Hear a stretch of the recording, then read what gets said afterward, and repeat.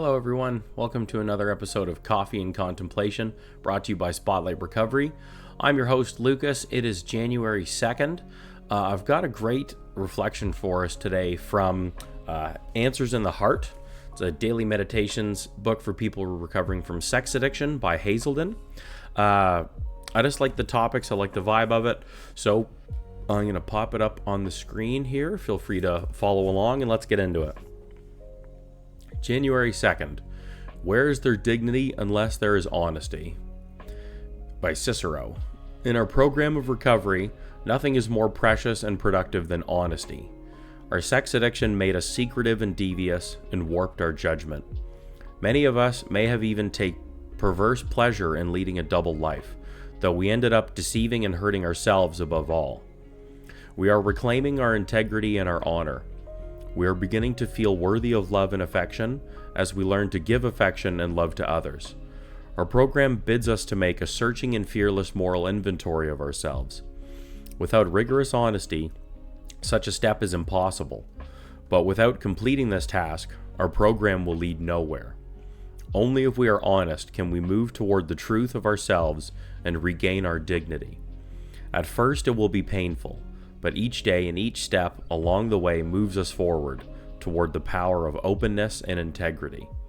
Honesty is hard for me, but I am learning to think and speak fearlessly about my addiction and its crippling effects on my life. My PW. Yeah, that's a good one. And it's good because it talks about like a lot of the real hard truths in addiction and in recovery, and I don't think you need to identify with sex addiction to be able to identify with a lot of things that stand out in here. I know that's the case for me. I just really like this book. I like the language in it. Those are such typical things of being an addict, being secretive and devious, warping judgment, potentially living double lives. I lived, I don't know how many lives. It was like I would be who you wanted me to be. That between that codependency, self-centered fear, I would be whoever you wanted me to be instead of who I wanted to be. So, when I was using or sick or I'm in that self-conscious mindset, I don't need to be using to fall into those old character defects. I could be living X different amount of lives when my head's stuck in that space, So I really like that it just talks about how honesty, being honest, is such this fundamental piece of our recovery. And it really is because it is the opposite of dishonesty, of being devious, of lying, of living these multiple lives, on putting on an act. Like, so many things about addiction are dishonest, are rooted in dishonesty. So being honest, doing the opposite of that, is so crucial if we are to recover. If we are to recover, be that better person. And I'm talking way more than just sobriety and abstinence at this point. Just being that better person in society, really recovering from this disease, not just stopping acting on it. Those are two pretty different things, I find. So anyway, I just love that it talks about that. I like that opening line too, as a neat little piece to reflect on. Where is there dignity unless there is honesty? And I think another thing too, I don't know about you folks, but that was a big reason, a big contributor to my use, was because I wasn't living with dignity. I wasn't being honest, and I hated who I was, and I hated how I was and how I was treating people and talking to them, all the lies and the games, the deceptions like this reflection talks about. Oh God, it just was this constant weight and stress, and it just built, and I hated it, and it felt horrible.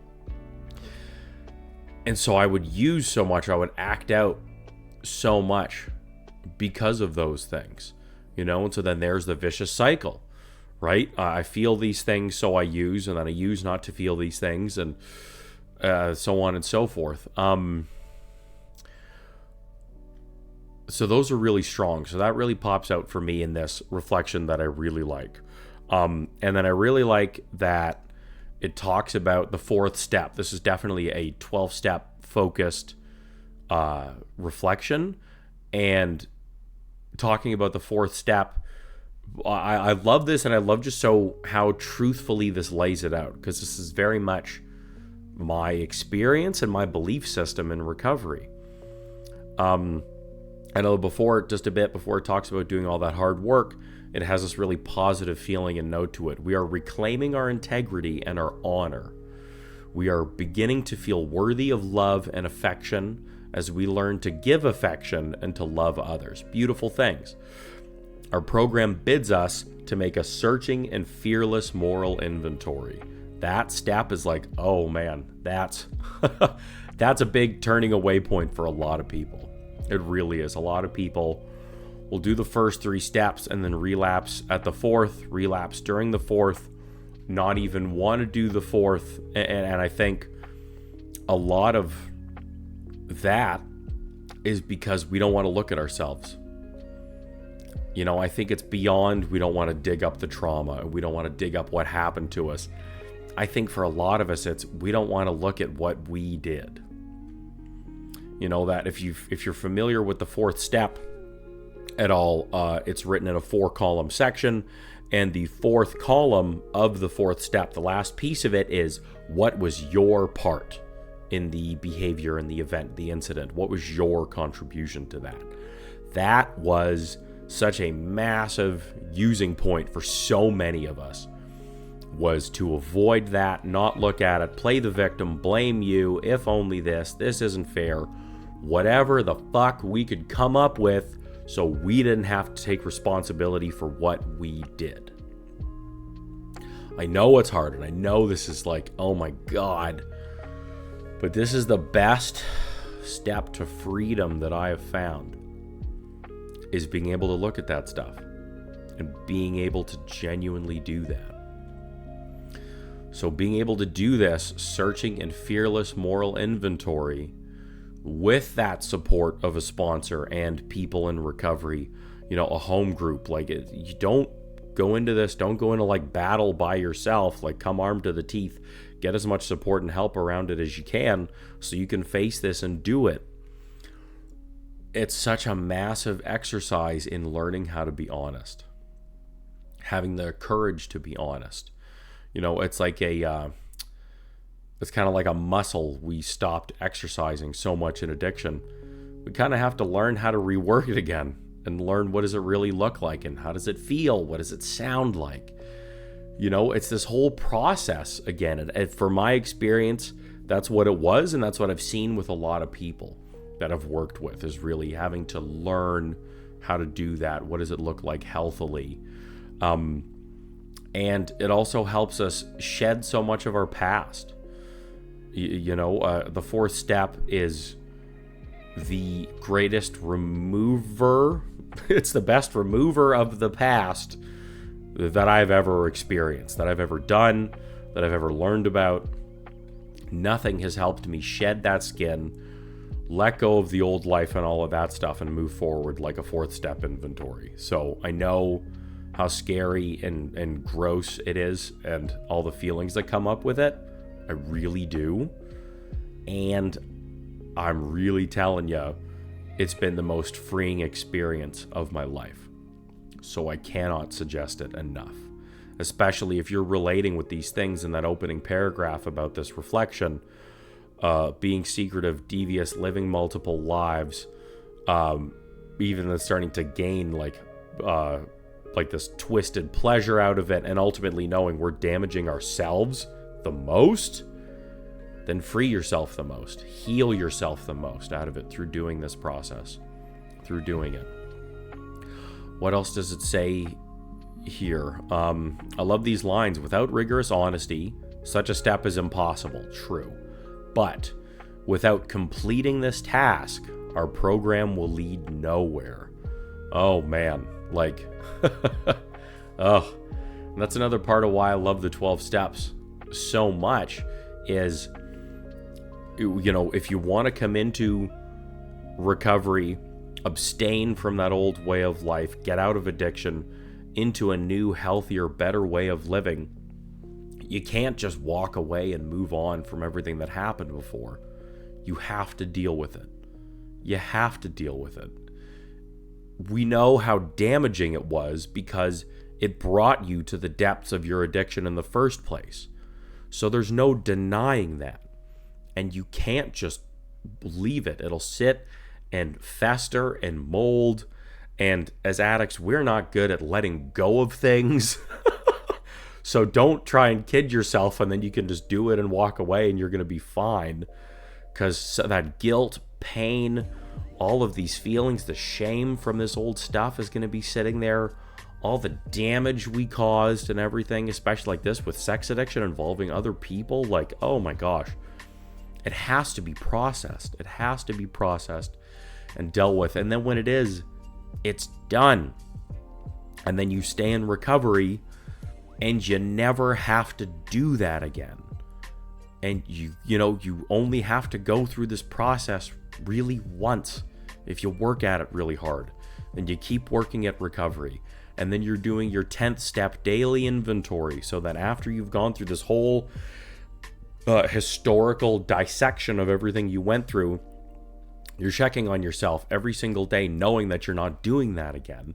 If you've caused harm or done damage, you're making amends for it immediately, as soon as possible.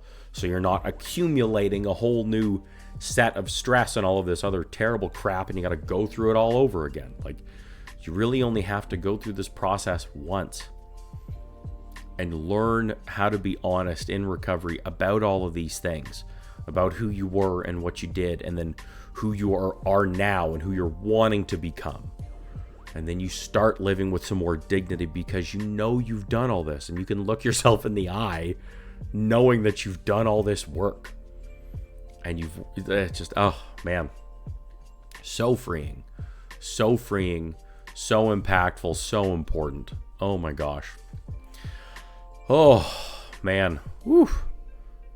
I got to wrap up on that. That's all getting me going. There's all the feels and everything from that reflection. That was so good. Oh my gosh. So I really hope that it resonated for you too. I really hope some of that stuff popped out.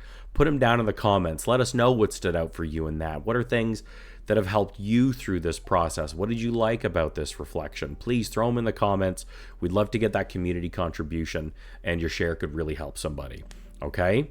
Also in the description of the video, we've got all this other information on how Spotlight Recovery can help you.